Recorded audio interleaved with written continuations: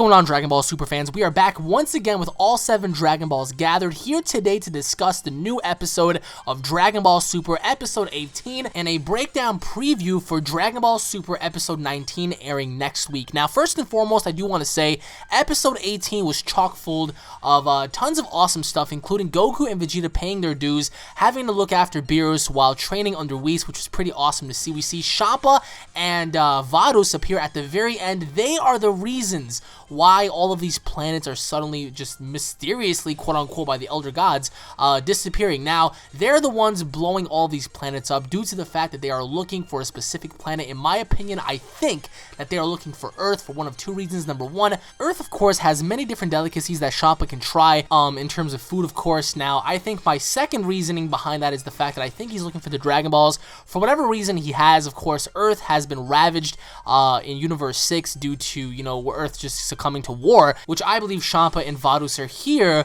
to perhaps maybe see how Earth's doing on this side of the spectrum. So either way, guys, what was awesome to see, it was really awesome to see Goku just pretty much goofing off while Vegeta was so humbled in the entire episode. Literally, Vegeta had to tell Goku off several times not to make any noise, not to wake up Beerus, because if it happens, if it just so happens that Goku wakes up Beerus, they're all going to die, because Beerus does not like to be disturbed while he's sleeping. And of course, Goku did try that a few times. There was actually one scene where Beerus was sleeping and he grabbed Goku's foot, and Vegeta's like, "Don't freaking move, I'm going to change the sheets, just stay there and don't do anything to piss him off or wake him up." And Goku's like trying to like cover his mouth because apparently Beerus was squeezing really hard until he let go. We see Goku in the background clenching onto his foot. Now, what next week's episode, guys, Frieza is going to be brought back to life. We see him in hell.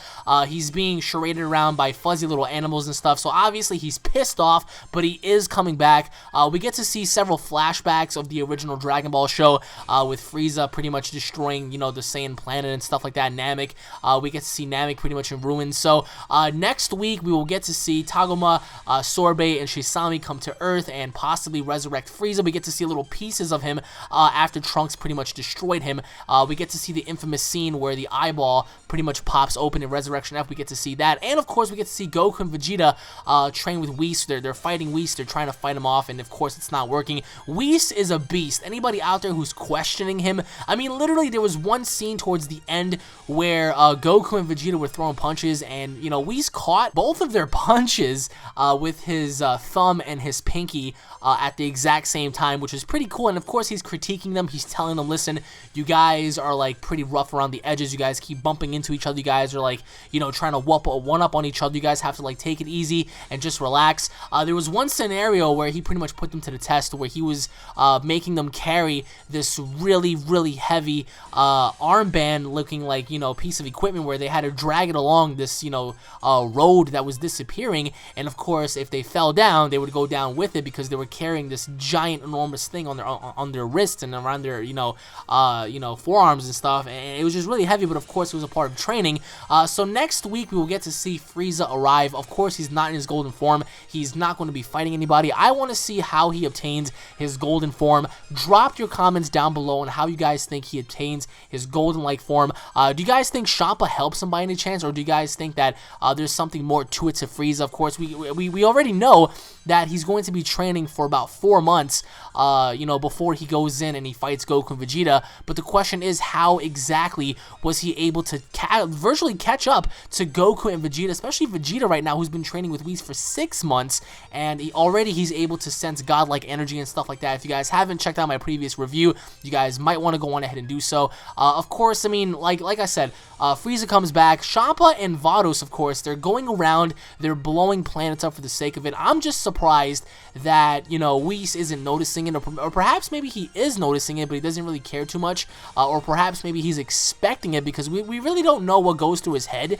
He's always just so happy-go-jolly all the time, but we get to see, you know, Champa was very angry at Vados, you know, and well, not particularly at Vados, but the way he was talking to her, he was just very angry, and with one little touch with her staff, the entire planet was pretty much destroyed in and of itself. There was nothing left, and it was really cool to see that, because we get to see the power and the force of destruction of these gods, and these gods are playing no games, because obviously they're on a mission, they're on a quest to do something, to go somewhere and to find someone, because obviously they wouldn't be in Universe 7 if that wasn't the case. So let me know down below, guys, your overall thoughts and opinions on what Champa and Vados are doing in Universe 7. Of course, we already know the whole idea of them, you know, encountering Beerus and then having a godlike tournament that's going to happen after Resurrection F. But what do you think their true motives are on being in Universe 7? And how do you guys think Frieza achieves his golden-like form? Because again, my theory behind this is the fact that I think Champa had some sort of involvement, perhaps maybe guiding Frieza into achieving that, therefore he can just reign terror throughout the universe. But then again, that's just my little theory.